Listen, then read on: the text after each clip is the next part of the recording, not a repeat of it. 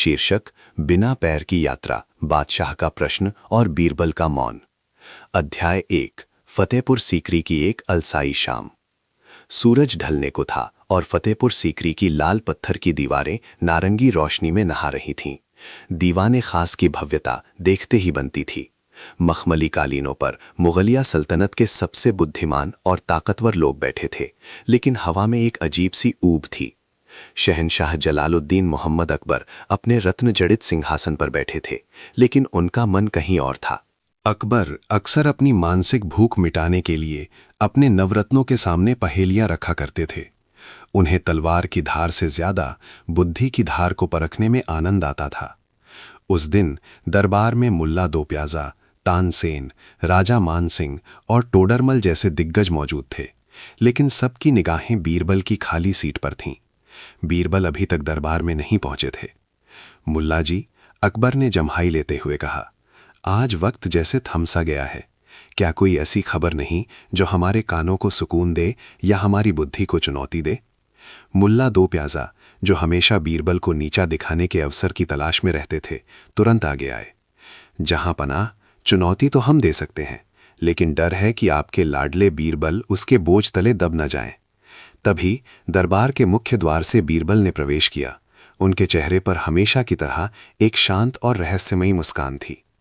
माफी चाहता हूं जहांपनाह, बीरबल ने झुककर सलाम किया।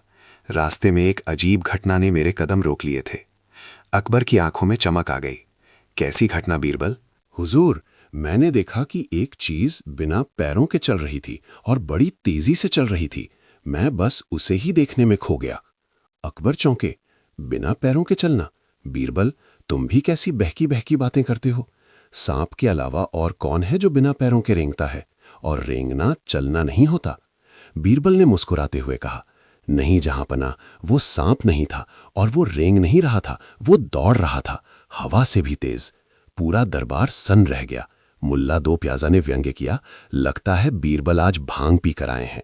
अकबर ने गंभीरता से कहा, बीरबल, पहेलियां मत बुझाओ, साफ साफ बताओ तुम्हारा मतलब क्या है? ये एक पहेली बन गई है। वो क्या है जो बिना पैरों के चलता है? बीरबल ने राजा की आंखों में देखा और कहा, जहांपनाह, यही आज की पहेली है। अगर आप आज्ञा दें तो मैं इसे सिद्ध करके दिखा सकता हूं, लेकिन इसके लिए मुझे एक दिन का वक्त चाहिए। अध्याय 2। दरबारियों की माथापच्ची। अगले दिन दरबार सजने से पहले ही ये बात पूरे आगरा में फैल गई कि बादशाह ने एक असंभव प्रश्न पूछा है। वो क्या है जो बिना पैरों के चलता है? दरबार शुरू हुआ। अकबर ने सबसे पहले अपने अन्य दरबारियों की ओर देखा। क्या आप में से कोई इस प्रश्न का उत्तर दे सकता है? अकबर ने पूछा। एक दरबारी उठा, जहांपनाह, पानी है। नदियों का पानी बिना पैरों के चलता है। अकबर ने सिर हिलाया। पानी बहता है ढलान की वजह से, उसे चलने के लिए जमीन का सहारा चाहिए। बीरबल ने कहा था कि वो चीज हवा से भी तेज दौड़ती है, पानी हवा से तेज नहीं दौड़ता। दूसरे दरबारी ने कहा, हुजूर, समय, वक्त किसी के लिए नहीं रुकता और निरंतर चलता रहता है। अकबर कुछ पल के लिए सोच में पड़ गए। ये एक अच्छा उत्तर है, लेकिन बीरबल का इशारा किसी भौतिक घटना की ओर था जिसे उन्होंने देखा था। वक्त को देखा नहीं जा सकता। मुल्ला दो प्याजा ने अपना तर्क रखा, जहांपनाह, ये जरूर बादल होंगे, हवा उन्हें उड़ा ले जाती है। लेकिन बादल खुद नहीं चलते, हवा उन्हें चलाती है, बीरबल ने बीच में टोका। अकबर अब अधीर हो रहे थे। बीरबल, अब हमारी सब्र का इम्तिहान मत लो, बताओ वो क्या है जो बिना पैरों के चलता है? अध्याय 3। बीरबल का प्रयोग। बीरबल अपने स्थान से उठे। उन्होंने अपने झोले से एक कागज का टुकड़ा, एक खत निकाला और बादशाह की ओर बढ़ाया।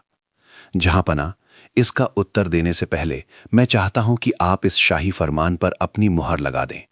ये एक गुप्त संदेश है जो मुझे अभी तुरंत दिल्ली के सूबेदार तक पहुंचाना है। ये बहुत ही जरूरी है। अकबर ने कागज लिया। उस पर लिखा था, आगरा के किले के पूर्वी बुर्ज पर आज रात एक नीले रंग का जिन देखा गया है। अकबर ने पढ़कर बीरबल को घूर कर देखा। ये क्या है बीरबल? ये तो कोरी बकवास है। जिन, और वो भी नीला? बीरबल ने हाथ जोड़कर कहा, हुजूर, बस आप इसे प्रमाणित कर दीजिए, ये मेरे प्रयोग का हिस्सा है। अकबर ने ना चाहते हुए भी अपनी शाही मुहर लगा दी। बीरबल ने वो खत लिया और एक सेवक को बुलाया। उन्होंने सेवक के कान में कुछ फुसफुसाया और उसे वो खत देकर विदा कर दिया। इसके बाद बीरबल ने कहा, जहांपना, अब हमें शाम तक का इंतजार करना होगा। आपके प्रश्न का उत्तर शाम तक आपके कदमों में होगा।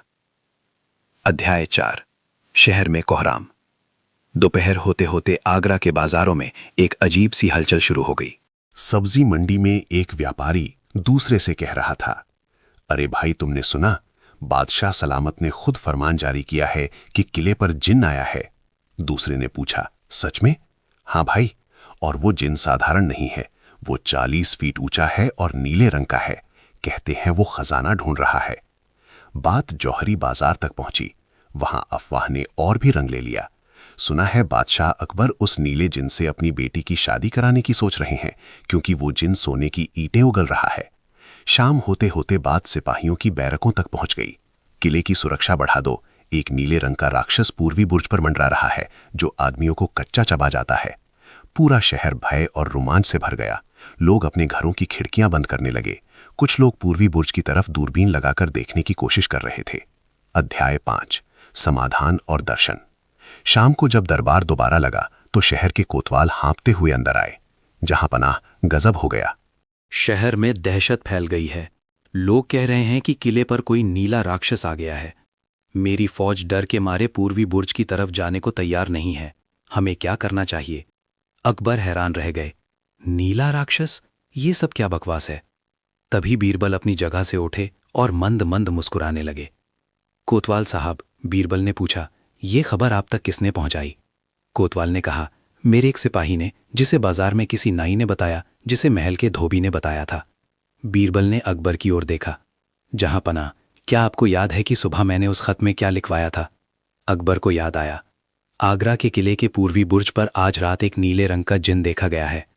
अकबर ने महसूस किया कि सुबह जो बात सिर्फ एक कागज के टुकड़े पर थी और महज एक सेवक को बताई गई थी, वो शाम तक पूरे शहर में न सिर्फ फैल गई थी, बल्कि उसने एक विकराल रूप धारण कर लिया था।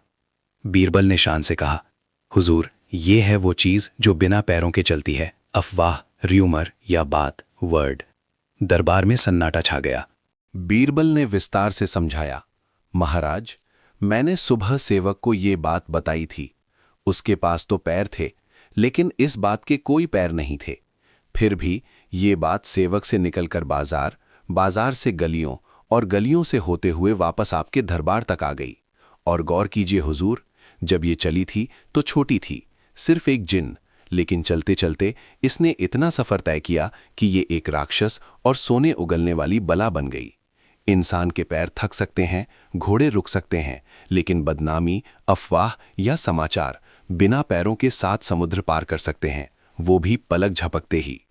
अकबर का चेहरा खिल उठा। उन्होंने अपनी पगड़ी से एक बेशकीमती मोतियों की माला निकाली और बीरबल की ओर उछाल दी। सुभान अल्लाह बीरबल, तुमने न सिर्फ पहेली सुलझाई, बल्कि हमें हुकूमत का एक बड़ा सबक भी सिखा दिया। सचमुच, शब्द और अफवाह बिना पैरों के ही सबसे तेज सफर करते हैं। एक राजा को हमेशा सतर्क रहना चाहिए कि उसके महल से क्या बात बाहर जा रही है। अध्याय 6। उपसंहार। उस रात मुल्ला, 2 प्याजा और अन्य दरबारी सिर झुकाए बाहर निकले। वे समझ गए थे कि बीरबल की बुद्धिमानी सिर्फ किताबों तक सीमित नहीं थी, बल्कि वे इंसानी फितरत के भी माहिर खिलाड़ी थे। अकबर उस रात देर तक पूर्वी बुर्ज की ओर देखते रहे। वहां कोई जिन्न नहीं था, सिर्फ हवा थी। लेकिन उन्होंने महसूस किया कि अदृश्य चीजें, जैसे शब्द और विचार, तलवारों से ज्यादा ताकतवर हो सकते हैं। बीरबल ने सिद्ध कर दिया था कि दुनिया में सबसे तेज चलने वाली सवारी घोड़े की नहीं, बल्कि जुबान की होती है। कहानी का सार, मॉरल। ये कहानी हमें सिखाती है कि बुद्धि बल से श्रेष्ठ है। बीरबल ने बिना किसी तंत्र मंत्र के, सिर्फ मनोविज्ञान का उपयोग करके एक असंभव पहेली को सुलझाया। शब्दों की ताकत। एक छोटी सी बात, अफवाह, राई का पहाड़ बना सकती है। समाज में बिना पैरों के जो सबसे तेज दौड़ता है, वो है समाचार या निंदा। सत्य की परख। राजा या मुखिया को सुनी सुनाई बातों पर विश्वास करने से पहले उसकी जड़ तक जाना चाहिए, क्योंकि बातें यात्रा करते करते अपना रूप बदल लेती हैं। पिछली कहानी में बीरबल ने सिद्ध किया था कि अफवाह वो चीज है जो बिना पैरों के सबसे तेज दौड़ती है। अब पढ़िए कि कैसे बीरबल के इसी प्रयोग ने एक नई मुसीबत खड़ी कर दी और बीरबल ने उसे कैसे सुलझाया। शीर्षक, जब अफवाह बनी मुसीबत, बीरबल का दूसरा प्रयोग। अध्याय 1 अफवाह का उल्टा असर। अगली सुबह जब शहंशाह अकबर दरबार में पहुंचे तो उनका मूड बहुत खराब था। बीरबल का पिछला प्रयोग अफवाह वाला सफल तो रहा था, लेकिन उसका परिणाम अब सिरदर्द बन चुका था। कोतवाल ने डरते डरते अर्जी पेश की, जहां पनाह गजब हो गया है। कल शाम तक तो लोग सिर्फ डरे हुए थे, लेकिन आज सुबह से शहर में कई ठग और पाखंडी पैदा हो गए हैं। किले के बाहर एक चमत्कारी बाबा ने डेरा जमा लिया है। उनका दावा है कि कल रात जो नीला जिन देखा गया था वो उनके वश में है। अकबर ने गुस्से में मुट्ठी भींची। क्या और प्रजा क्या कर रही है? कोतवाल ने सिर झुका लिया। हुजूर, लोग अंधविश्वास में पागल हो गए हैं। वे उस बाबा को सोना चांदी चढ़ा रहे हैं ताकि वो जिन्न को शांत रखे और शहर पर हमला ना करे। बाबा कह रहा है कि अगर चढ़ावा नहीं मिला तो जिन्न पूरा आगरा तबाह कर देगा। मुल्ला दो प्याजा को मौका मिल गया। उन्होंने तंज कसा, लीजिए जहां पनाह। बीरबल की अकलमंदी ने शाही खजाने की जगह ठगों की झोली भरना शुरू कर दिया है। आग लगाई है बीरबल ने, अब बुझाएंगी वही। अकबर ने बीरबल की ओर देखा। बीरबल, मुल्ला सही कह रहे हैं। तुमने साबित कर दिया कि अफवाह तेज दौड़ती है, लेकिन अब ये अफवाह हमारी प्रजा को लूट रही है। इस मुसीबत को खत्म करना तुम्हारी जिम्मेदारी है, लेकिन याद रहे, हम उस बाबा को जबरदस्ती नहीं हटा सकते, वरना प्रजा भड़क जाएगी और कहेगी कि बादशाह जिन्न के प्रकोप को न्योता दे रहे हैं। बीरबल ने गंभीरता से सिर हिलाया। जो हुक्म जहां बना। जिस तरह लोहे को लोहा काटता है, उसी तरह अफवाह को अफवाह ही काटेगी। मुझे बस 2 घंटे का वक्त दीजिए। अध्याय 2 बीरबल की नई घोषणा। बीरबल दरबान से निकले और सीधे शहर के मुनादी करने वाले, ढिंढोरा पीटने वाले के पास गए। उन्होंने उसे एक नया शाही फरमान थमाया और कहा, इसे अभी इसी वक्त उस पाखंडी बाबा के डेरे के पास और पूरे बाजार में जोर जोर से पढ़कर सुनाओ। कुछ ही देर बाद ढोल की आवाज के साथ मुनादी वाला उस भीड़ के बीच पहुंचा जहां चमत्कारी बाबा लोगों को डराकर धन वसूल रहा था। मुनादी वाले ने चिल्लाकर कहा, सुनो सुनो सुनो, शहंशाह हिंद जलालुद्दीन मोहम्मद अकबर का नया फरमान। चूंकि ये बात साबित हो चुकी है कि आगरा में एक नीला जिन आ चुका है और कई लोगों ने उसे अपनी आंखों से देखा है, इसलिए बादशाह बहुत खुश हैं। शाही ज्योतिषियों के अनुसार ये नीला जिन सिर्फ उन्हीं खुशकिस्मत लोगों को दिखाई देता है जिनके पास बहुत सारा गुप्त धन, ब्लैक मनी है।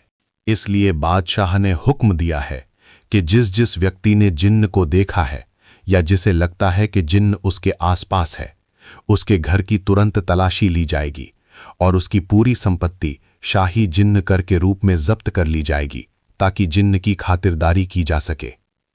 अध्याय 3 चमत्कार का अंत। ये ऐलान सुनते ही वहां सन्नाटा छा गया।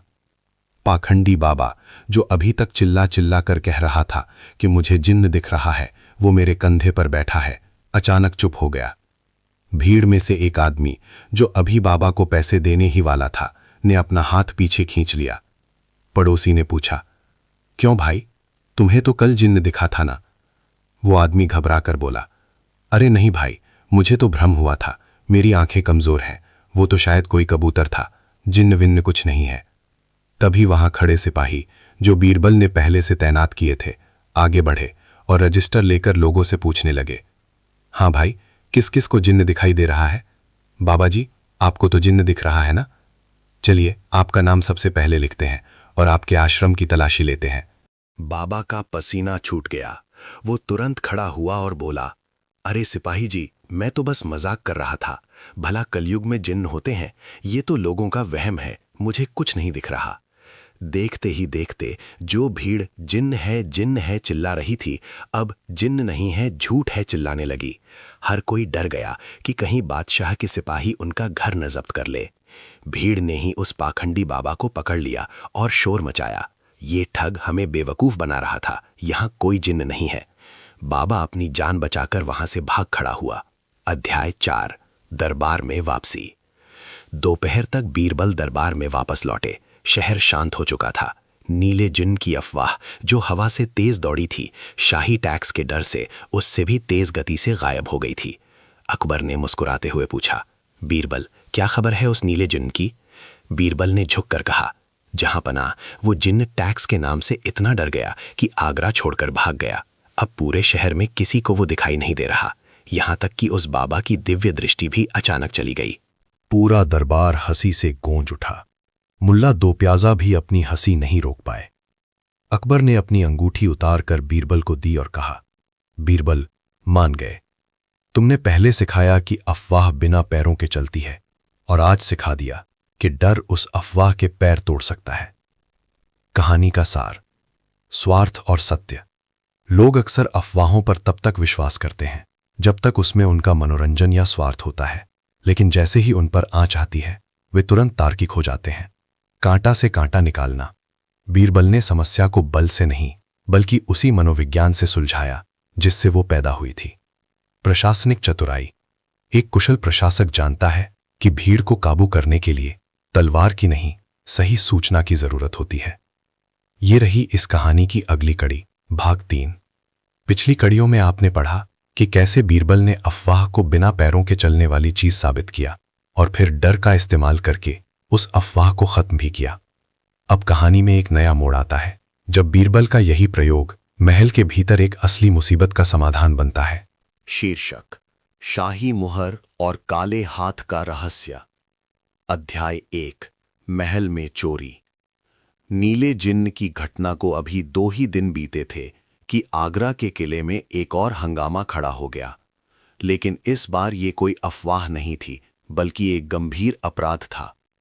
सुबह सुबह जब बादशाह अकबर अपने निजी कक्ष ख्वाबगाह में तैयार हो रहे थे तो उन्होंने पाया कि उनकी शाही मुहर रॉयल सील गायब थी।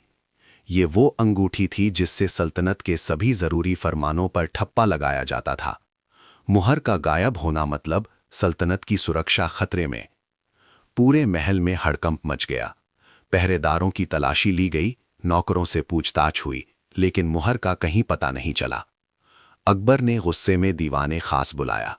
मुल्ला दो प्याजा ने तुरंत मौका ताड़ा। जहां पनाह, मुल्ला ने गंभीर होकर कहा, गुस्ताखी माफ हो, लेकिन ये बीरबल के उसी जिन्न वाले नाटक का नतीजा है।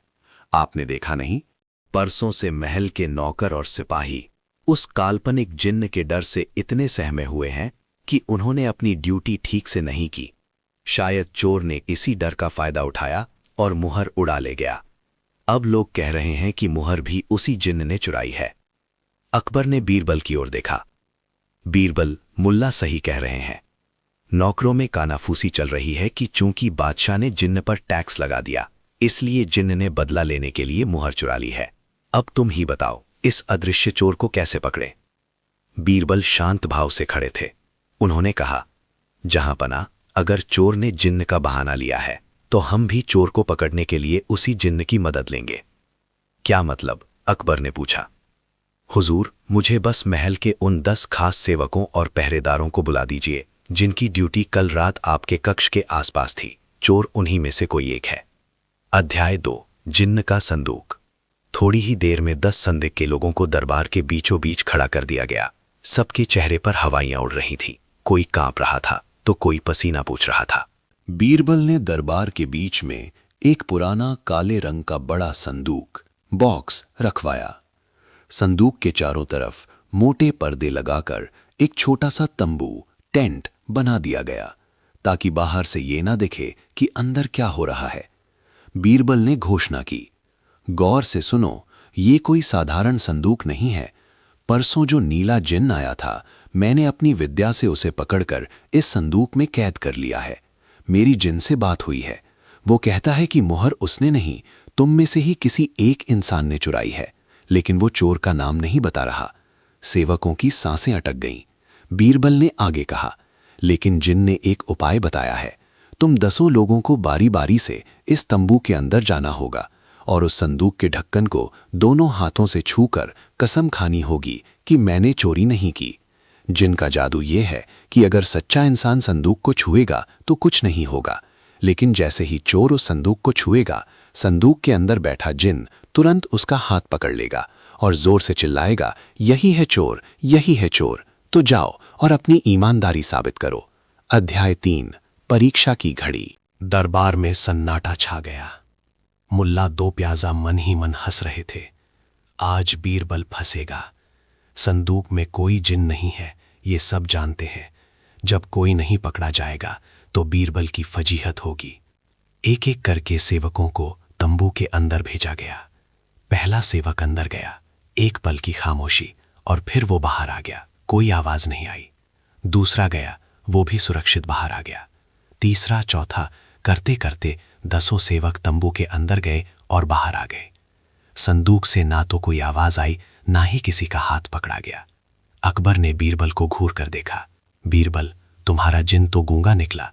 10 लोग संदूक छूकर आ गए और जिन ने किसी को नहीं पकड़ा। इसका मतलब चोर कोई और है। मुल्ला दो प्याजा ने तंज कसा। खोदा पहाड़, निकली चोहिया। बीरबल का जादू भी उनकी कहानियों की तरह ही झूठा है।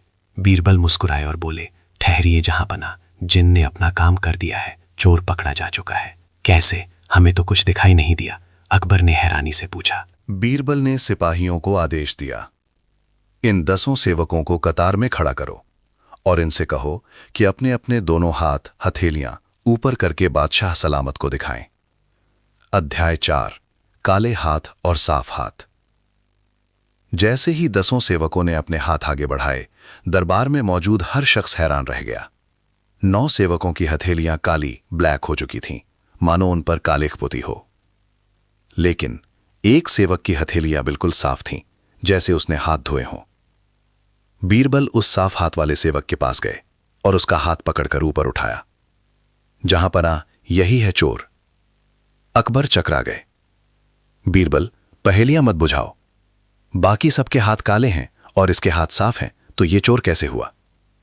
इसने तो शायद संदूक को छुआ भी नहीं। बीरबल ने हंसते हुए रहस्य खोला। बिल्कुल सही पहचाना हुजूर, इसने संदूक को छुआ ही नहीं। हकीकत यह है कि संदूक में कोई जिन नहीं था। मैंने संदूक के ढक्कन और हत्थे पर काली स्याही, इंक और तेल का लेप लगा दिया था। जो सेवक निर्दोष थे, उन्हें अपने सच पर भरोसा था और जिन्न का डर नहीं था, इसलिए वे अंदर गए और उन्होंने निडर होकर संदूक को छुआ, जिससे उनके हाथ काले हो गए। लेकिन ये आदमी जो असली चोर है, इसके मन में पाप था। ये डर गया कि बीरबल की बात सच हो सकती है। इसे लगा कि अगर मैंने संदूक छुआ तो जिन्न सचमुच चिल्ला देगा या मेरा हाथ पकड़ लेगा। इसलिए ये तंबू में गया। इसने नाटक किया, लेकिन डर के मारे संदूक को छुआ ही नहीं। इसीलिए इसके हाथ साफ रह गए। उस सेवक का चेहरा पीला पड़ गया। उसने तुरंत अकबर के पैरों में गिरकर माफी मांगी और अपनी पगड़ी में छिपाई हुई शाही मुहर निकालकर दे दी।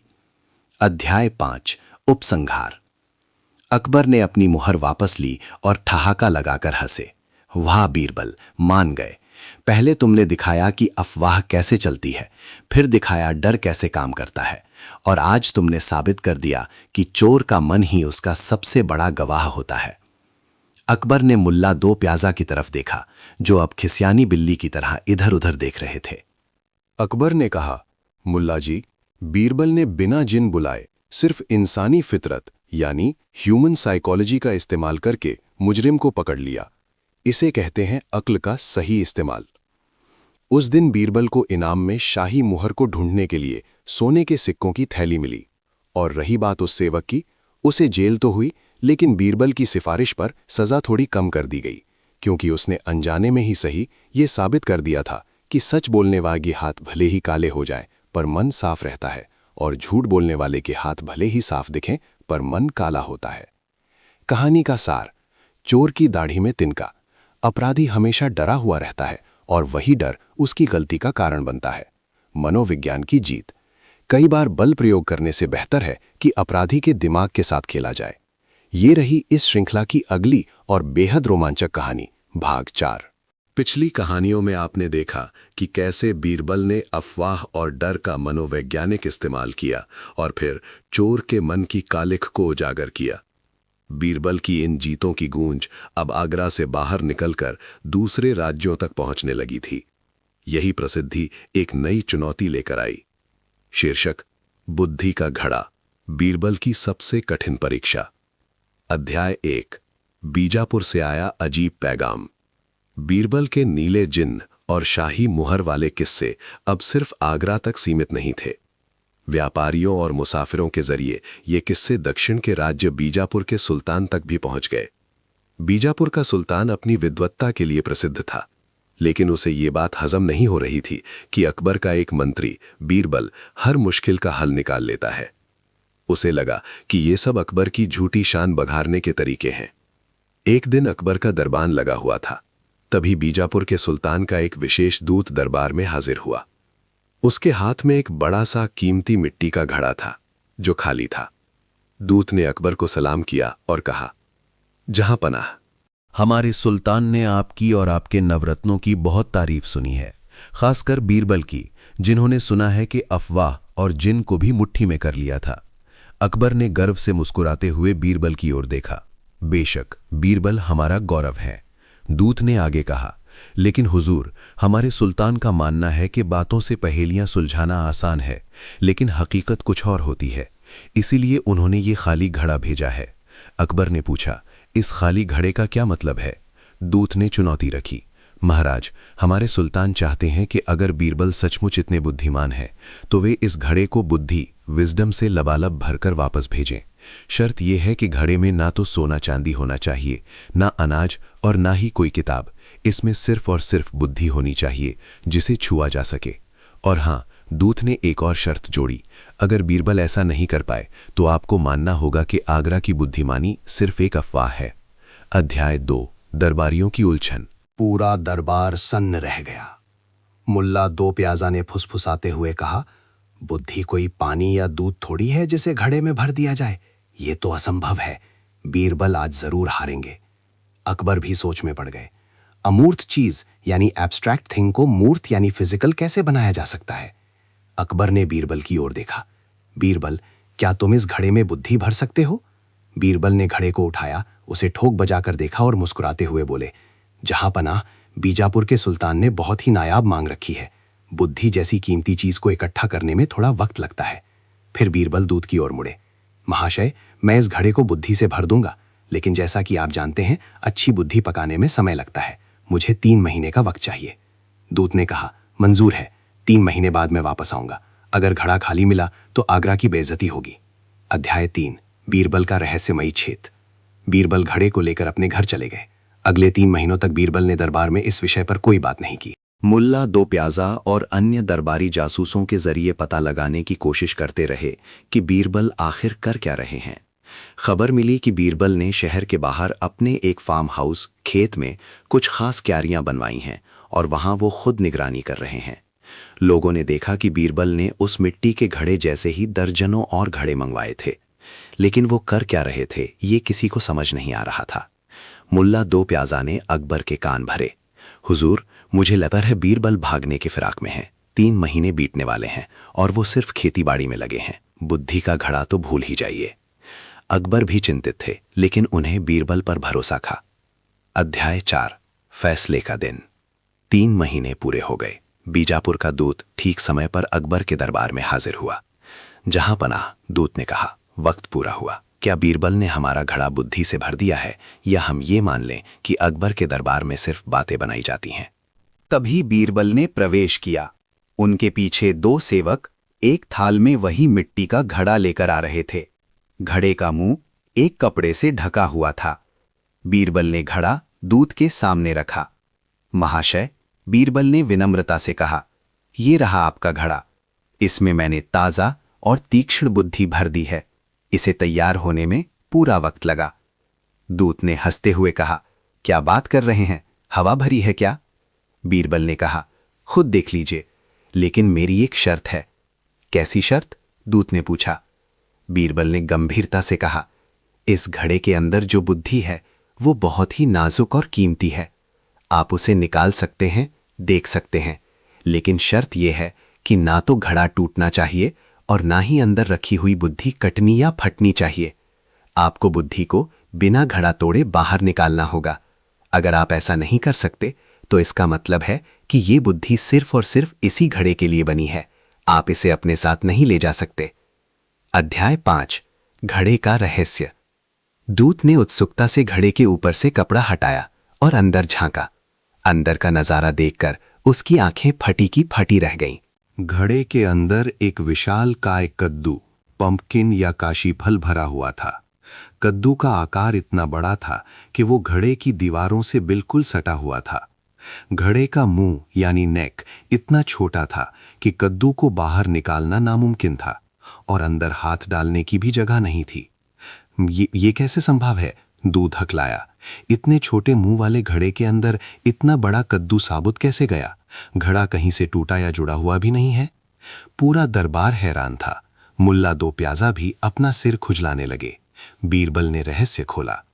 दूत महोदय, 3 महीने पहले जब ये कद्दू सिर्फ एक फूल था और फल बन ही रहा था, तब मैंने उसे बेल से तोड़े बिना इस घड़े के अंदर डाल दिया था।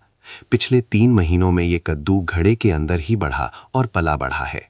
इसने घड़े का ही आकार ले लिया है। बीरबल ने मुस्कुराते हुए अकबर की ओर देखा और फिर दूध से कहा, ये कद्दू सिर्फ एक सब्जी नहीं है, ये वक्त और धैर्य का प्रतीक है और यही असली बुद्धि है। बुद्धि भी समय के साथ अनुभव के पात्र घड़े में ही विकसित होती है और उसी का आकार ले लेती है। अब सुल्तान से कहिएगा, अगर उन्हें ये बुद्धि चाहिए तो उन्हें घड़ा तोड़ना होगा, और अगर घड़ा प्यारा है तो बुद्धि को छोड़ना होगा। हम अपनी बुद्धि कद्दू आपको उपहार में देते हैं। अध्याय 6 उपसंहार। दूत निरुत्तर हो गया। बीरबल ने ना सिर्फ असंभव को संभव कर दिखाया था, बिना तोड़े बड़ी चीज को छोटे मुंह वाले बर्तन में डालना, बल्कि दार्शनिक रूप से भी सुल्तान का मुंह बंद कर दिया था। अकबर अपनी हंसी नहीं रोक पाए। उन्होंने कहा, मान गए बीरबल, तुमने बीजापुर के सुल्तान को ऐसा बुद्धि का फल चखाया है कि वे जिंदगी भर याद रखेंगे। दूत ने सिर झुकाकर कहा, बीरबल जी, मैंने सुना था कि आप बुद्धिमान हैं, लेकिन आज देख लिया कि आपकी सोच प्रकृति के साथ मिलकर काम करती है। मैं सुल्तान से कहूंगा कि आगरा के पास ऐसी बुद्धि है जिसे कैद नहीं किया जा सकता। उस दिन के बाद से बीरबल का बुद्धि का घड़ा एक मुहावरा बन गया। कहानी का सार, मॉरल। समस्या का जड़ से समाधान। बीरबल ने समस्या को तब हल करना शुरू किया जब वो छोटी थी, कद्दू का फूल, ना कि तब जब वो बड़ी हो गई। हमें भी समस्याओं को शुरुआत में ही संभालना चाहिए। लचीलापन, अडैप्टेबिलिटी। जैसे कद्दू ने घड़े का आकार ले लिया, वैसे ही बुद्धिमान व्यक्ति परिस्थिति के अनुसार खुद को ढाल लेता है। धैर्य का फल। कोई भी बड़ा काम या बुद्धि एक रात में नहीं आती। उसके लिए समय और धैर्य 3 महीने की आवश्यकता होती है। विश्वास। जो निर्दोष होता है वो निडर होता है। ये रही इस श्रृंखला की अगली और बेहद रोमांचक कहानी, भाग 4। पिछली कहानियों में आपने देखा कि कैसे बीरबल ने अफवाह और डर का मनोवैज्ञानिक इस्तेमाल किया और फिर चोर के मन की कालेख को उजागर किया। बीरबल की इन जीतों की गूंज अब आगरा से बाहर निकलकर दूसरे राज्यों तक पहुंचने लगी थी। यही प्रसिद्धि एक नई चुनौती लेकर आई। शीर्षक, बुद्धि का घड़ा, बीरबल की सबसे कठिन परीक्षा। अध्याय 1, बीजापुर से आया अजीब पैगाम।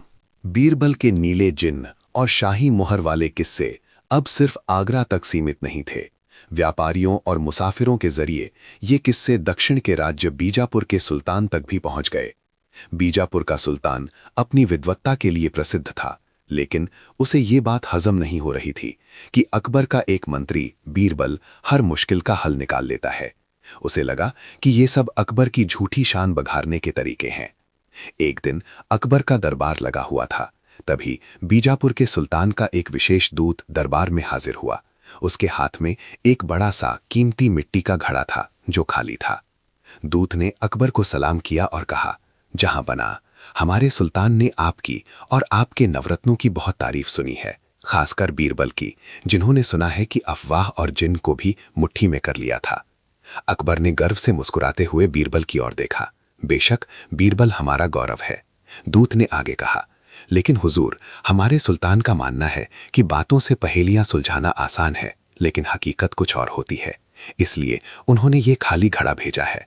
अकबर ने पूछा, इस खाली घड़े का क्या मतलब है? दूत ने चुनौती रखी, महाराज, हमारे सुल्तान चाहते हैं कि अगर बीरबल सचमुच इतने बुद्धिमान हैं तो वे इस घड़े को बुद्धि यानी विजडम से लबालब भरकर वापस भेजें। शर्त यह है कि घड़े में ना तो सोना चांदी होना चाहिए, ना अनाज और ना ही कोई किताब। इसमें सिर्फ और सिर्फ बुद्धि होनी चाहिए जिसे छुआ जा सके। और हां, दूत ने एक और शर्त जोड़ी, अगर बीरबल ऐसा नहीं कर पाए तो आपको मानना होगा कि आगरा की बुद्धिमानी सिर्फ एक अफवाह है। अध्याय 2, दरबारियों की उलझन। पूरा दरबार सन्न रह गया। मुल्ला दो प्याजा ने फुसफुसाते हुए कहा, बुद्धि कोई पानी या दूध थोड़ी है जिसे घड़े में भर दिया जाए। ये तो असंभव है। बीरबल आज जरूर हारेंगे। अकबर भी सोच में पड़ जाए। अमूर्त चीज यानी एब्स्ट्रैक्ट थिंग को मूर्त यानी फिजिकल कैसे बनाया जा सकता है? अकबर ने बीरबल की ओर देखा। बीरबल, क्या तुम इस घड़े में बुद्धि भर सकते हो? बीरबल ने घड़े को उठाया, उसे ठोक बजाकर देखा और मुस्कुराते हुए बोले, जहांपना, बीजापुर के सुल्तान ने बहुत ही नायाब मांग रखी है। बुद्धि जैसी कीमती चीज को इकट्ठा करने में थोड़ा वक्त लगता है। फिर बीरबल दूत की ओर मुड़े। महाशय, मैं इस घड़े को बुद्धि से भर दूंगा, लेकिन जैसा कि आप जानते हैं, अच्छी बुद्धि पकाने में समय लगता है। मुझे 3 महीने का वक्त चाहिए। दूत ने कहा, मंजूर है। 3 महीने बाद मैं वापस आऊंगा। अगर घड़ा खाली मिला तो आगरा की बेइज्जती होगी। अध्याय 3, बीरबल का रहस्यमयी खेत। बीरबल घड़े को लेकर अपने घर चले गए। अगले 3 महीनों तक बीरबल ने दरबार में इस विषय पर कोई बात नहीं की। मुल्ला दो प्याजा और अन्य दरबारी जासूसों के जरिए पता लगाने की कोशिश करते रहे कि बीरबल आखिर कर क्या रहे हैं। खबर मिली कि बीरबल ने शहर के बाहर अपने एक फार्म हाउस खेत में कुछ खास क्यारियां बनवाई हैं और वहां वो खुद निगरानी कर रहे हैं। लोगों ने देखा कि बीरबल ने उस मिट्टी के घड़े जैसे ही दर्जनों और घड़े मंगवाए थे, लेकिन वो कर क्या रहे थे ये किसी को समझ नहीं आ रहा था। मुल्ला दो प्याजा ने अकबर के कान भरे। हुजूर, मुझे लगता है बीरबल भागने की फिराक में है। 3 महीने बीतने वाले हैं और वो सिर्फ खेती बाड़ी में लगे हैं। बुद्धि का घड़ा तो भूल ही जाइए।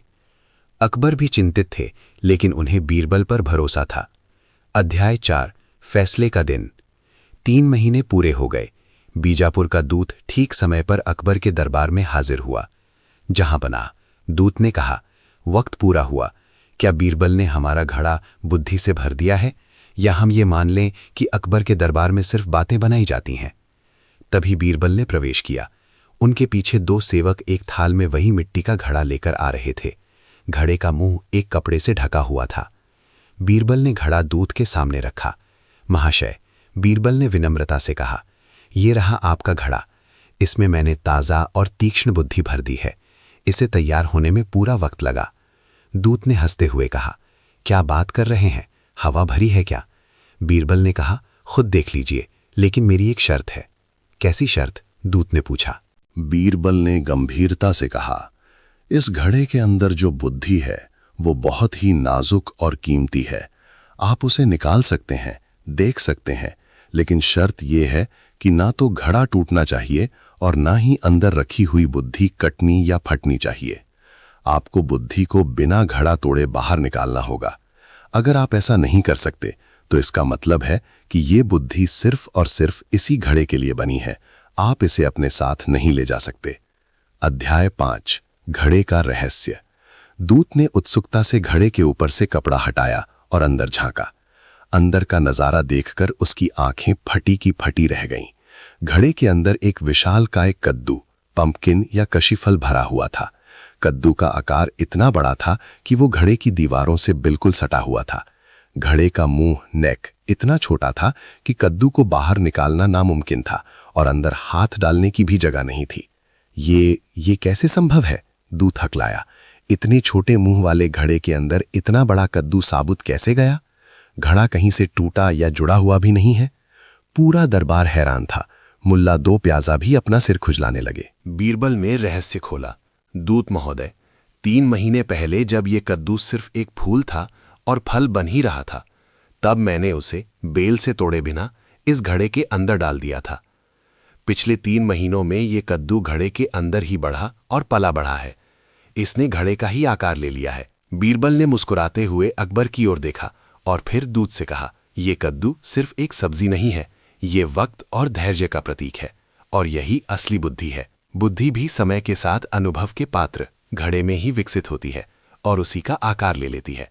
अब सुल्तान से कहिएगा, अगर उन्हें ये बुद्धि चाहिए तो उन्हें घड़ा तोड़ना होगा, और अगर घड़ा प्यारा है तो बुद्धि को छोड़ना होगा। हम अपनी बुद्धि कद्दू आपको उपहार में देते हैं। अध्याय 6, उपसंहार। दूत निरुत्तर हो गया। बीरबल ने ना सिर्फ असंभव को संभव कर दिखाया था, बिना तोड़े बड़ी चीज को छोटे मुंह वाले बर्तन में डालना, बल्कि दार्शनिक रूप से भी सुल्तान का मुंह बंद कर दिया था। अकबर अपनी हंसी नहीं रोक पाए। उन्होंने कहा, मान गए बीरबल। तुमने बीजापुर के सुल्तान को ऐसा बुद्धि का फल चखाया है कि वे जिंदगी भर याद रखेंगे। दूत ने सिर झुकाकर कहा, बीरबल जी, मैंने सुना था कि आप बुद्धिमान हैं, लेकिन आज देख लिया कि आपकी सोच प्रकृति के साथ मिलकर काम करती है। मैं सुल्तान से कहूंगा कि आगरा के पास ऐसी बुद्धि है जिसे कैद नहीं किया जा सकता। उस दिन के बाद से बीरबल का बुद्धि का घड़ा एक मुहावरा बन गया। कहानी का सार। समस्या का जड़ से समाधान। बीरबल ने समस्या को तब हल करना शुरू किया जब वो छोटी थी, कद्दू का फूल, ना कि तब जब वो बड़ी हो गई। हमें भी समस्याओं को शुरुआत में ही संभालना चाहिए। लचीलापन, अडैप्टेबिलिटी। जैसे कद्दू ने घड़े का आकार ले लिया, वैसे ही बुद्धिमान व्यक्ति परिस्थिति के अनुसार खुद को ढाल लेता है। धैर्य का फल। कोई भी बड़ा काम या बुद्धि एक रात में नहीं आती, उसके लिए समय और धैर्य 3 महीने की आवश्यकता होती है। ये रही इस रोमांचक श्रृंखला की अगली कड़ी, भाग 6। पिछली कहानी के अंत में आपने पढ़ा कि बीरबल को एक नकाबपोश ने चेतावनी दी थी कि कल शिकार पर मत जाना, तुम्हारे घोड़े की जीन यानी सैडल के साथ छेड़छाड़ की गई है। अब पढ़िए कि बीरबल ने इस जानलेवा साजिश का सामना कैसे किया। शीर्षक: साजिश का शिकार, बीरबल की जानलेवा सवारी। अध्याय 1। अस्तबल का सन्नाटा। चिट्ठी मिलते ही बीरबल के माथे पर चिंता की लकीरें उभर आईं, लेकिन बीरबल डरकर घर बैठने वालों में से नहीं थे। उन्होंने तुरंत वेश बदला, एक मामूली साइस यानी घोड़े की देखभाल करने वाला का कपड़ा पहना और चेहरे पर कालिख लगा ली। रात के दूसरे पहर बीरबल शाही अस्तबल यानी रॉयल स्टेबल की ओर बढ़े। पहरेदार ऊँघ रहे थे। बीरबल चुपके से अंदर दाखिल हुए और अपने पसंदीदा घोड़े बादल के पास पहुंचे। उन्होंने लालटेन की मध्यम रोशनी में घोड़े की पीठ पर रखी जीन यानी सैडल की जांच की। ऊपर से सब ठीक लग रहा था, लेकिन जैसे ही उन्होंने तंग यानी वो पट्टा जिससे जीन को घोड़े के पेट से बांधा जाता है को पलट कर देखा तो उनके होश उड़ गए। चमड़े के पट्टे को अंदर की तरफ से चाकू से इतनी सफाई से आधा काटा गया था कि बाहर से वो साबुत दिखता था, लेकिन जैसे ही घोड़ा तेज दौड़ता और सवार का भार पड़ता, पट्टा टूट जाता और सवार सीधे पत्थरों पर गिरकर अपनी जान गंवा देता। बीरबल समझ गए कि यह सिर्फ मजाक नहीं, हत्या की साजिश है। उन्होंने जीन को नहीं बदला, बल्कि एक गहरी योजना बनाई। उन्होंने घोड़े के कान में थपथपाते हुए कहा, कल तुम्हारी परीक्षा नहीं, इंसानों की परीक्षा है दोस्त। अध्याय 2। शिकार की सुबह। अगली सुबह सूरज निकलने से पहले ही किले के बाहर शिकार का काफिला तैयार था। बादशाह अकबर अपने घोड़े पर सवार थे। उनके साथ मुल्ला 2 प्याजा और एक नया दरबारी दिलावर खान भी मौजूद थे। दिलावर खान मुल्ला का करीबी था और उसे बीरबल की जगह लेने की बहुत जल्दी थी। दिलावर खान बार बार बीरबल के घोड़े बादल की ओर देख रहा था और मन ही मन मुस्कुरा रहा था। तभी बीरबल वहां पहुंचे। वे बिल्कुल शांत थे। अकबर ने कहा, आओ बीरबल, आज मौसम बहुत सुहाना है। हमने सुना है कि पास के जंगल में एक शेर आया है। आज देखते हैं कि तुम्हारी तलवार में कितनी धार है। बीरबल ने झुककर सलाम किया। बेशक जहां बना, लेकिन शिकार शुरू करने से पहले मेरी एक गुजारिश है। कैसी गुजारिश? अकबर ने पूछा। बीरबल ने कहा, हुजूर, आज सुबह मैंने एक बहुत ही अजीब सपना देखा। सपने में मेरे कुल देवता आए थे और उन्होंने कहा कि आज की यात्रा में सवारी बदलने से ही किस्मत बदलेगी। अगर हम अपने घोड़े एक दूसरे से बदल लें तो हमारा भाईचारा बढ़ेगा और शिकार भी शुभ होगा। अध्याय 3। मौत का जुआ। अकबर को ये विचार बहुत पसंद आया। वे हमेशा अपने दरबारियों के बीच एकता देखना चाहते थे। अकबर ने तुरंत हुक्म दिया, बहुत खूब बीरबल, ये तो एक रस्म होनी चाहिए। हम हुक्म देते हैं कि आज कोई भी अपने घोड़े पर नहीं जाएगा, सब एक दूसरे के घोड़े बदलेंगे। ये सुनते ही दिलावर खां का चेहरा पीला पड़ गया। उसके माथे पर पसीना चमकने लगा। वो जानता था कि बीरबल के घोड़े की जीन कटी हुई है। अकबर ने आदेश दिया, बीरबल, तुम मेरा घोड़ा लो। मुल्ला जी, आप सेनापति का घोड़ा लें और दिलावर खां, तुम बीरबल के घोड़े बादल की सवारी करोगे। दिलावर खां की सांस अटक गई। उसने हकलाते हुए कहा, जहां पनाह। बीरबल का घोड़ा बहुत तेज है, मैं उसे संभाल नहीं पाऊंगा, मुझे कोई और घोड़ा दे दीजिए। अकबर ने कड़क आवाज में कहा, दिलावर, तुम एक सिपाही हो और घोड़े से डर रहे हो? ये हुक्म है, चढ़ो बादल पर। मरता क्या न करता। कांपते हाथों से दिलावर खान ने बीरबल के घोड़े की लगाम पकड़ी। बीरबल पास खड़े होकर मंद मंद मुस्कुरा रहे थे। अध्याय 4। साजिश का अंत। काफिला जंगल की ओर बढ़ा। शुरुआत में सब धीरे चल रहे थे, इसलिए कटी हुई जीन टिकी रही, लेकिन जैसे ही खुले मैदान में अकबर ने इशारा किया, दौड़ो, घोड़ों ने रफ्तार पकड़ी। दिलावर खान ने डरते डरते बादल को एड़ लगाई। घोड़ा हवा से बातें करने लगा। जैसे ही घोड़े ने पूरी रफ्तार पकड़ी, जीन पर दबाव पड़ा। चटाक, चमड़े का पट्टा बीच से टूट गया। जीन खिसककर घोड़े के पेट के नीचे लटक गई और दिलावर खान हवा में उछलते हुए जमीन पर आ गिरे। वे धूल में सन गए और दर्द से कराहने लगे। घोड़ा बादल घबराकर रुक गया। अकबर और बीरबल तुरंत वहां पहुंचे। अकबर ने देखा कि दिलावर खान की हड्डी तो नहीं टूटी, लेकिन वे बुरी तरह छिल गया है। तभी अकबर की नजर टूटी हुई जीन पर पड़ी। उन्होंने उसे उठाकर गौर से देखा। उनकी आंखें गुस्से से लाल हो गईं। ये पट्टा अपने आप नहीं टूटा, अकबर ने दहाड़ा। इसे किसी धारदार हथियार से आधा काटा गया था ताकि सवार गिरकर मर जाए। बीरबल, ये साजिश तुम्हारे लिए थी क्योंकि ये तुम्हारा घोड़ा है। अध्याय 5, अपराधी की पहचान। बीरबल ने शांत स्वर में कहा, जी हुजूर, मुझे कल रात ही इसका पता चल गया था, इसीलिए मैंने घोड़ों की अदला बदली का प्रस्ताव रखा था। अकबर ने दिलावर खान की ओर देखा, जो अब दर्द और डर दोनों से कांप रहा था। अकबर ने तलवार निकाल ली। दिलावर, सच बताओ, जब मैंने तुम्हें घोड़ा बदलने को कहा तो तुम इतना घबरा क्यों रहे थे? क्या तुम्हें पता था कि जीन कटी हुई है? दिलावर खान बादशाह के पैरों में गिर पड़ा। रहम जहांपना, मुझसे गलती हो गई। मुझे मुल्ला दो प्याजा के आदमियों ने उकसाया था कि अगर बीरबल गिर गया तो वजीर का पद मेरा होगा। मुल्ला दो प्याजा, जो पास ही खड़े थे, सन रह गए। उन्होंने तुरंत कहा, झूठ, ये कोरा झूठ है जहांपना, मेरा इससे कोई लेना देना नहीं। अकबर ने गुस्से में कहा, इसकी जांच होगी, लेकिन अभी के लिए दिलावर खान को कैद में डालो। इसने हमारे 9 रत्न की जान लेने की कोशिश की है। अध्याय 6, असली जीत। शाम को दरबार में बीरबल को फिर से सम्मानित किया गया। अकबर ने पूछा, बीरबल, अगर तुम्हें पता था कि जीन खराब है तो तुमने उसे बदला क्यों नहीं? तुम भी गिर सकते थे अगर मैं घोड़ा बदलने का हुक्म न देता। बीरबल ने जवाब दिया, जहांपना, अगर मैं जीन बदल देता तो अपराधी कभी पकड़ा नहीं जाता, वो फिर कोई नई साजिश रचता।